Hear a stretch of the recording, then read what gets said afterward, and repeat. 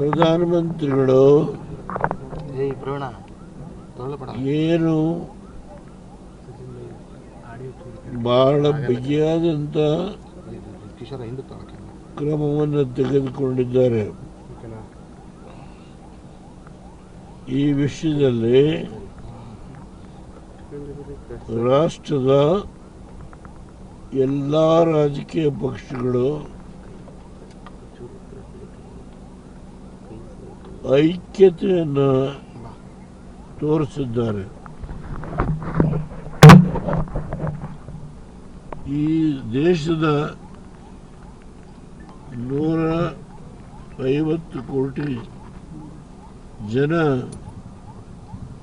ನಾವೆಲ್ಲ ಒಂದು ಮುಖವಾಗಿ ಪ್ರಧಾನಮಂತ್ರಿಗಳ ತೀರ್ಮಾನಕ್ಕೆ ನಾವು ಬದ್ಧರಾಗಿದ್ದೇವೆ. ಇಂಥ ಒಂದು ದುರ್ಘಟನೆ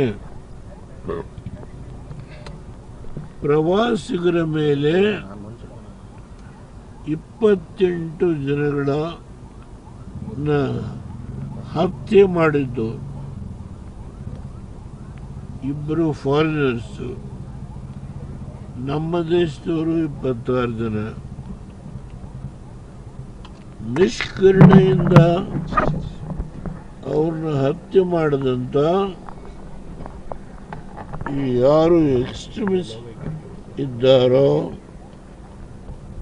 ಅವ್ರನ್ನ ಸಂಪೂರ್ಣವಾಗಿ ನಾಶ ಮಾಡೋವರೆಗೂ ನಾನು ಬಿಡೋದಿಲ್ಲ ಅಂತೇಳಿ ಪ್ರಧಾನಮಂತ್ರಿಗಳು ಏನೆಲ್ಲ ಕ್ರಮವನ್ನು ತೆಗೆದುಕೊಂಡಿದ್ದಾರೆ. ಈ ವಿಷಯದಲ್ಲಿ ನಾನು ನನ್ನ ಅನುಭವದಿಂದ ನನ್ನ ಅಭಿಪ್ರಾಯವನ್ನು ತಿಳಿಸಿದ್ದೇನೆ. ಇದು ಸೂಕ್ಷ್ಮವಾದ ವಿಚಾರ. ಅದರಿಂದ ಈ ವಿಷಯದಲ್ಲಿ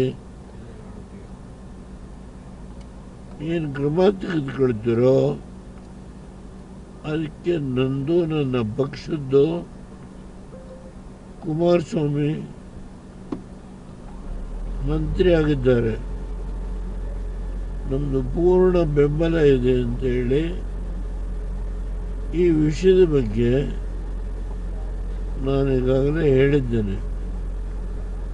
ಮುಂದೆ ಕೂಡ ಏನು ಕ್ರಮ ತೆಗೆದುಕೊಳ್ತಾರೋ ಆ ಎಲ್ಲ ಕ್ರಮಕ್ಕೆ ನಾವು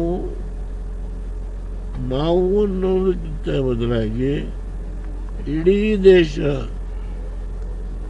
ಪಕ್ಷ ಭೇದವಿಲ್ಲದೇನೆ ಎಲ್ಲರೂ ಒಗ್ಗಟ್ಟಾಗಿ ಇವತ್ತು ಮುಂದೆಯಿಂದ ದುಷ್ಕೃತ್ಯ ನಡೆಯಬಾರದು ಅಂತ ಹೇಳಿ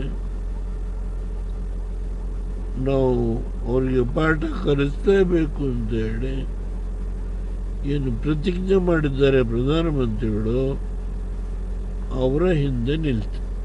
ಕಾಂಗ್ರೆಸ್ ನಾಯಕರು ಮೊದಲು ಅವರು ಕೂಡ ತಮ್ಮ ಸಹಮತವನ್ನು ವ್ಯಕ್ತಪಡಿಸಿದ್ದಾರೆ. ಮಧ್ಯೆ ಸ್ವಲ್ಪ ಒಡಕು ಶಬ್ದ ಬಂದಮೇಲೆ ಮತ್ತೆ ಪುನಃ ಅವರು ಈ ವಿಷಯದಲ್ಲಿ ಐಕ್ಯತೆಯ ಬಗ್ಗೆ ಪುನಃ ಪ್ರತಿಪಾದನೆ ಮಾಡಿದ್ದಾರೆ.